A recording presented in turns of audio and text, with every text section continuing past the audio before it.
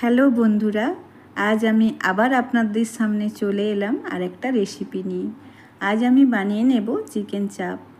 চাপ তো আপনারা অনেকভাবেই বানিয়েছেন, এইভাবে একবার বানিয়ে দেখে আমায় অবশ্যই জানাবেন কেমন হয়েছে।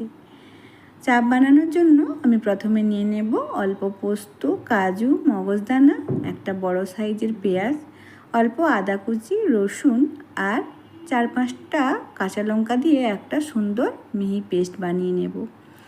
তারপর 500 গ্রাম বড় বড় চিকেনের পিস নিয়ে ওর মধ্যে দিয়ে দেবো যে মিহি পেস্ট করে রেখেছিলাম, অল্প পরিমাণ দই, অল্প ছোলার ছাতু, লঙ্কা গুঁড়ো, হলুদ গুঁড়ো, জিরে গুঁড়ো, ধনে গুঁড়ো, চিকেন চাপের মশলা, পরিমাণ মতো লবণ, 1 চামচ কেওড়া জল, 1 চামচ গোলাপ জল আর সামান্য পরিমাণ সরষের তেল দিয়ে সুন্দরভাবে ওকে ম্যারিনেশন করে রেখে দেব 5 থেকে 6 ঘন্টার জন্য।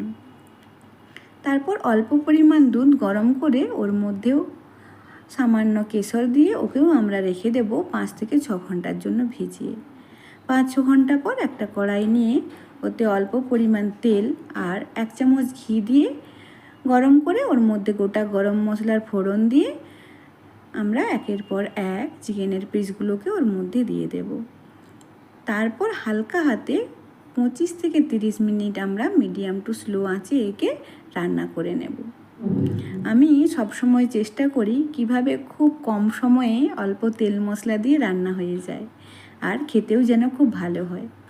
তারপর ওর মধ্যে দিয়ে দেব যে দুধের মধ্যে ভিজিয়ে রেখেছিলাম কেশর, দেওয়ার পরও আমরা ওকে 5 মিনিট আরও ভালোভাবে রান্না করে নেব। তারপরেই রেডি হয়ে যাবে চিকেন চাপ। আমি এখানে পরোটার সাথে পরিবেশন করেছি, আপনারা ফ্রাইড রাইস, লুচির সাথেও খেতে পারেন। আমার ভিডিও দেখার জন্য ধন্যবাদ।